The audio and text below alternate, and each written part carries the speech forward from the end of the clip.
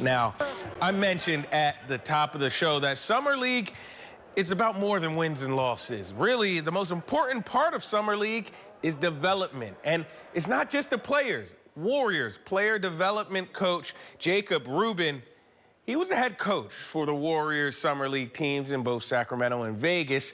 It was his first time in that role, and it was a great learning experience for him. Rubin has worked his way up the organization to this point through hard work and an endless enthusiasm. I was able to sit down with Jacob earlier this week to find out a little more about his journey. First and foremost, man, when were you introduced to basketball? Did you play? What was your first introduction to the game? Yeah, born and raised in Los Angeles, California. LA will always be home to me. Yeah. A young age, right? Everyone has the stories, like the Fisher-Price hoop upstairs, you're dunking the basketball, who knows, 3, 4 years old, whatever it was. So always just was passionate about the game. My first love for sure in terms of sports. Played everything growing up, but I got really lucky. Reached out to Johnny West, who at the time was the GM in Santa Cruz with Pat Sund. I just sent him a message. We connected on the phone. I told him I'll drive down tomorrow, paid, unpaid, ticket sales, tape ankles, wipe the floor, just to be around the game, whatever it was. And so 2 years there, and then kind of got my foot in the door up here with Golden State. What is like a day in the life for you, like during the season right now? Like, what is it that you do? It basically starts every morning. Myself, Chris DeMarco, and Kenny Atkinson meeting together to go over defense, whether that's the defensive game plan for the night, whether that's a defensive recap from the previous game.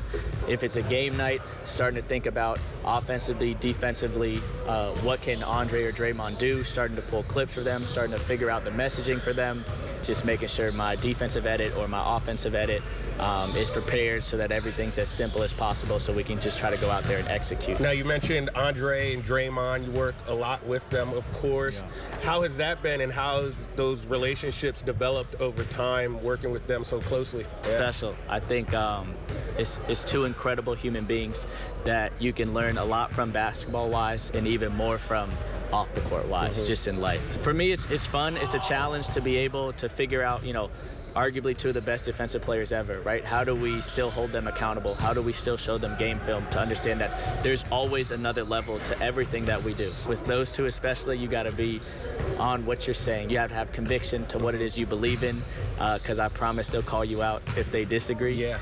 Two of the more important people in my life, for sure. Now, you earned this opportunity to be the head coach for the Summer League team. How's that been going for you? And I guess, what have you learned professionally over the past week or so? It's amazing.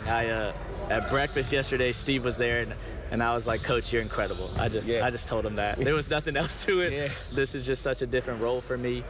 I think normally it's more so behind the scenes, figuring out the details, having conversations with people, making sure mentally they're in the right place. And now it's like, okay, you're kind of the orchestrator, right? You're the conductor in front of everyone, understanding that when we win, we can't be too high, and when we lose, we can't be too low. So finding that balance of making sure that we want to win, we want to compete at the highest level, but then it's like, okay, I need to put guys like BP, like Lester, like Guy in a position to where they can play with us, right? Not only play in Summer League. Long term, what are some career goals? The career goal is to keep doing this, right? One day you always want to be a head coach in the NBA. I think that's the goal of everyone.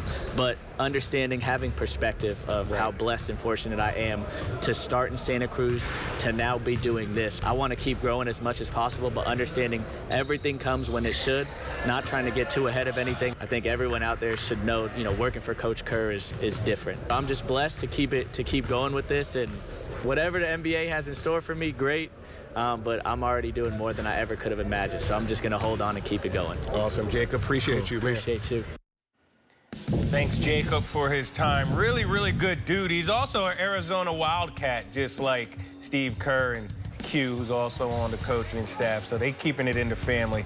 Anyway, speaking of the family, Steph Curry, he had himself a day in Tahoe. Probably feeling it a little bit. He was taking rips out of that bottle of his new bourbon. I was jealous just watching. And you won't